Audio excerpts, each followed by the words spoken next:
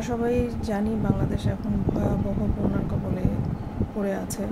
কুমিল্লা, ফেনী, খাগড়াছড়ি সহ আরও 8টি জেলায় ভীষণ পরিমাণে বন্যায় জর্জরিত।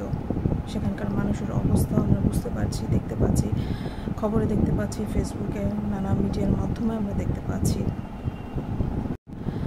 বাংলাদেশে এখন যে পরিস্থিতি, যে বন্যার পরিস্থিতি, তো সবাই, আমি সারাদিনে বিভিন্ন মিডিয়াতে দেখলাম, ফেসবুকে দেখলাম, অনেকেই বলছে যে এই বন্যাটা ভারতকে প্রতিশোধ পরায়ণ হয়ে কাজটা করলো নাকি। তো আমার মতো সেটাই ঠিক, যে ভারত আসলে প্রতিশোধ পরায়ণ হয়েই এই কাজটা করেছে। কারণ একটা কারণ আছে যে এখন যেহেতু বর্ষার মৌসুম চলছে, ভীষণ বৃষ্টিপাত হচ্ছে, তো বন্যা হওয়াটা স্বাভাবিক। কিন্তু এই যে একদিনে যে হলো হঠাৎ করে, এটা কিন্তু স্বাভাবিক কোনো বন্যা ছিল না, এটা কিন্তু হঠাৎ করে হয়েছে। এবং এই বন্যাটা যে ভারত ইচ্ছা করেই করেছে সেটা আমরা কিন্তু খুব ভালোভাবেই বুঝতে পারি। যেহেতু এটা বর্ষার মৌসুম, আমাদের সবারই জানার কথা যে অতিরিক্ত বৃষ্টি হলে নদীর পানিগুলো ভরে গিয়ে আস্তে আস্তে সেটা তার একটু একটু করে ভরতে এটা হয়তো বা একটা পর্যায়ে গিয়ে বন্যাটা সৃষ্টি করে। কিন্তু এই বন্যাটা একদমই আকস্মিক হয়েছে, ঠিক আছে। আর এটার পেছনে যে ভারত দায়ী, বা ভারত যে এটা ইচ্ছাকৃতভাবে করেছে, সেটা আমরা সবাই বুঝতে পারছি। কারণ ত্রিপুরায় ভারতের একটি জলবিদ্যুৎ কেন্দ্র আছে যার নাম হচ্ছে ডম্বুর, যেটা হচ্ছে গোমতী নদীর ওপর বাঁধ দিয়ে পানি রিজার্ভ করে সেখান থেকে তারা বিদ্যুৎটা উৎপন্ন করে।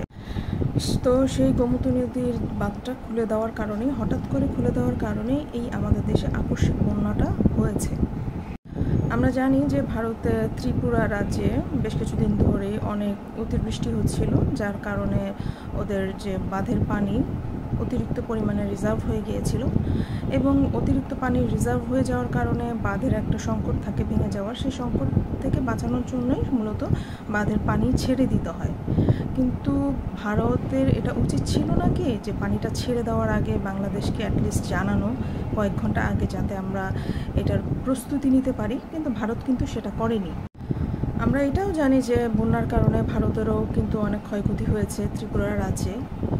কিন্তু তারপরও ভারতের কি এটা উচিত ছিল না আমাদেরকে আগে একটু জানানো?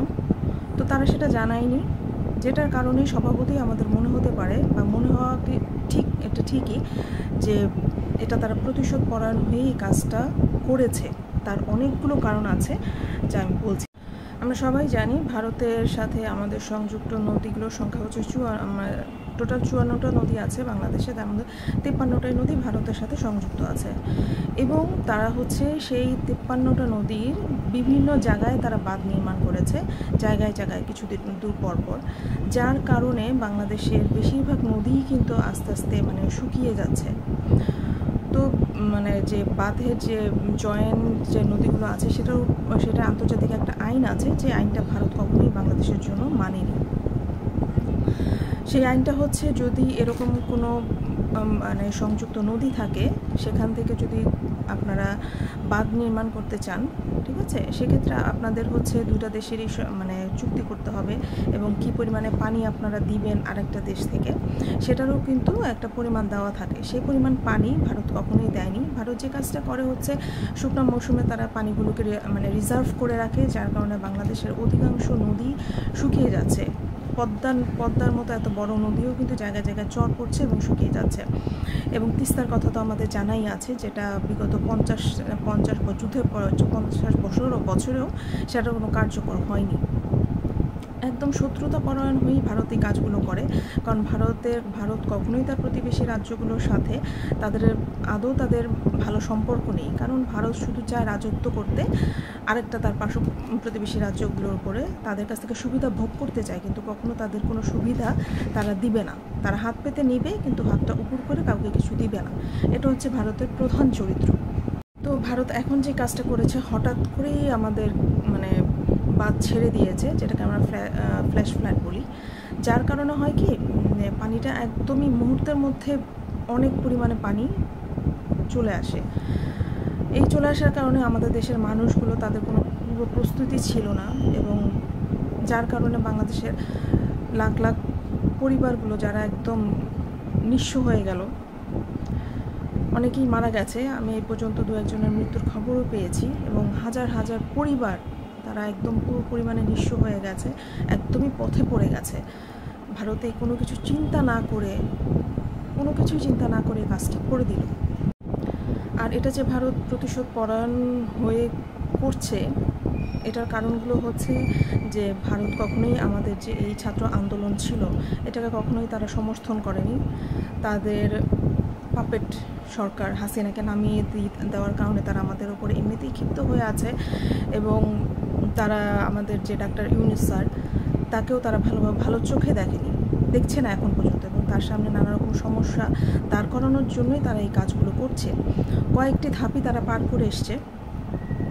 তারা হাসিনাকে জায়গা দিয়েছে, তাদের সরকার এবং মিডিয়াগুলো নানাভাবে মিথ্যাচার করছে আমাদের বাংলাদেশের মানুষের নামে, হিন্দুদের নামে, আমাদের ছাত্রদের নামে, ঠিক আছে। তারা বলছে যে এটা মৌলবাদী আন্দোলন হয়েছে, এটা কোনো ছাত্র আন্দোলন ছিল না, তারা হাসিনাকে পদত্যাগ করিয়েছে, এটাও তাদের মানে কাটা খায় নুনের ছিটা দেওয়ার মতো।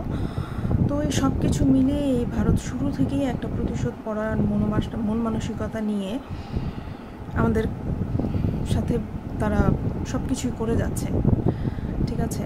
এবং তার এই আরেকটা স্টেপ হচ্ছে এই যে হঠাৎ করেই এই ফ্ল্যাশ ফ্ল্যাট দিয়ে বাংলাদেশকে এরকম বিরাট একটা দুর্যোগের সম্মুখীন করা, যাতে ডাক্তার ইউনূস এবং আমাদের যে ছাত্র আন্দোলনের যে সহায়ক যারা আছে তারা যেন ভালোভাবে আমাদের এই দেশটাকে মানে শান্তিমতো এই দেশটার সব সমস্যাগুলো সমাধান করতে না পারে, এবং তারা নতুন একটা সমস্যা তারা তাদের ঘাড়ে চাপিয়ে দিল। আর ভারত মনে করছে যে এই বন্যাটার কারণে যেটা হচ্ছে, আমাদের হাজার হাজার কৃষকের ফসলি জমি নষ্ট হয়ে গেছে, হাঁস মুরগি খামার যাদের ছিল সব হাঁস মুরগি গরু সব দেখলাম যে পানিতে সব ভাসিয়ে নিয়ে যাচ্ছে।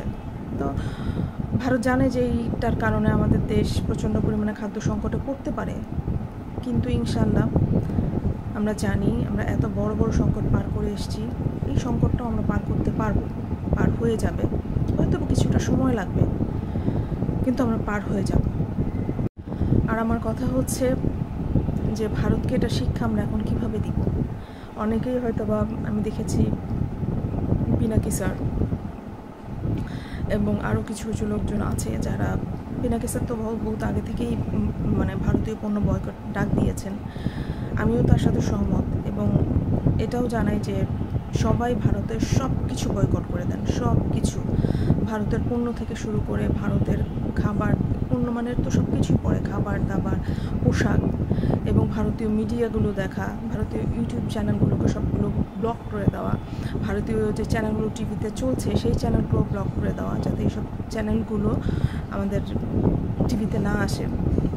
ভারতের সাথে সব রকম আমদানি রপ্তানি সব কিছু একদমই টোটালি বয়কট বন্ধ, কখনোই হবে না। যদি ভারত কোনো কিছু চায় আমাদের কাছ থেকে, যদি আমাদের কাছ থেকে সহযোগিতা চায়, আমাদের যে পাওনাগুলো আছে আমরা তখনই তাদেরকে সহযোগিতা করব, আমাদের যে পাওনাগুলো আছে তাদের সেটা পই করে বুঝিয়ে দিতে হবে, ঠিক আছে। আমাদের অনেক দাবি দেওয়া আছে ভারতের কাছে, যেগুলোকে ভারত বহু বছর থেকে ঝুলিয়ে আসছে, কিন্তু ভারত কিন্তু আমাদের কাছ থেকে অনেক কিছুই নিয়েছে। তারা রেল লাইন নিতে যাচ্ছে, ঠিক আছে, তারা তাদের চিকেন নেকে করিডোর নিতে চাচ্ছে, তারা মোংলা সমুদ্র বন্দর নিতে চাচ্ছে, তিস্তার প্রকল্প নিতে চাচ্ছে। এগুলো আসলে ভারতকে দিলে আমার মনে হয় না আদৌ জীবনে এগুলো হবে, বিশেষ করে তিস্তার প্রকল্প ভারতকে দিলে এটা জীবনেও কার্যকর হবে না, যেহেতু 50 বছরের তিস্তার পানি বন্টন মানে কী বলবো চুক্তি তারা এখন পর্যন্ত আমাদেরকে বুঝিয়ে দেয়নি, একবারের জন্য দেয়নি। তো এটা স্বাভাবিক যে ভারত যদি আমাদের কাছ থেকে কিছু চায়, আমাদের ন্যায্য অধিকারটা তাদের কাছে দিতে হবে, তা না হলে ভারত টোটালি বাংলাদেশ থেকে বয়কট। যেমন কিছুদিন আগে, বেশি দূরে যেতে হবে না, মলদ্বীপস থেকে যেভাবে ভারতকে লাথি মেরে বের করে দেওয়া হয়েছে, ঠিক সেইভাবে আমাদের দেশ থেকেও ভারতকে লাথি মেরে বের করে দিতে হবে। এটাই হচ্ছে প্রকৃত জবাব ভারতের জন্য, আর কিছুই না। আর আমরা সবাই জানি যে তিস্তা প্রকল্পটা, এই যে আমাদের যে তিস্তা প্রকল্পটা আছে সেটা চীন নেওয়ার জন্য অনেক বেশি আগ্রহী, তো আমি বলবো আমাদের যে sir doctor Mohammad Yunus sir আছে এবং আমাদের যে সমন্বয়করা আছে তারা সবাই মিলে যত দ্রুত সম্ভব চীনের সাথে চুক্তি করে ফেলা এই তিস্তা প্রকল্পের জন্য, যাতে বাংলাদেশের মানুষ, বাংলাদেশের তিস্তা নদীর যে মানুষগুলো আছে, যে কৃষকরা আছে, তারা যেন আর পানির জন্য কান্নাকাটি করতে না হয়, তাদের যেন পানির জন্য আর তাদের চোখের পানি না ঝরে। এই জন্য আমি ডাক্তার ইউনূস স্যারকে বলবো এই চুক্তিটা আপনি যত দ্রুত সম্ভব করে ফেলতে, এবং বাংলাদেশের চারপাশে আর যত বাঁধ আছে, আমার মনে হয় ভারতের বাঁধকে ট্যাকেল দেওয়ার জন্য প্রত্যেকটা বাঁধের পাশে আমাদের বাংলাদেশের নিজস্ব একটা বাঁধ থাকা দরকার। আমি জানি না এটা কতটুকু কার্যকর হতে পারে, তবে আমি বলবো যে এরকম যদি হয় তাহলে এটা করে ফেলা সম্ভব, এটা করে ফেলা উচিত। তো লাস্ট যেটা বলার আছে, যেহেতু এখন আমাদের হাজার হাজার পরিবার, হাজার হাজার মানুষ তারা বন্যার মধ্যে পানিতে নানাভাবে কষ্টে আছে, তো আমাদের যার যা আছে, যতটুকু সামর্থ্য আছে, সবাই মিলে এই বন্যার্তদের সাহায্যে এগিয়ে আসা, যতটুকু আমরা পারি, যতটুকু আমাদের দ্বারা সম্ভব, প্রত্যেকটা মানুষ যদি আমরা চেষ্টা করি, আমরা জানি আমরা এই দুর্যোগটাকে ইনশাআল্লাহ কাটিয়ে উঠবো।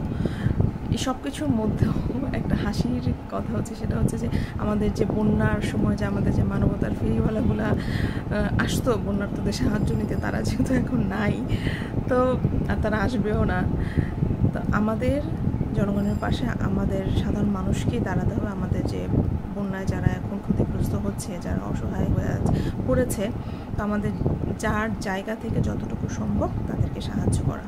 আল্লাহ হাফেজ।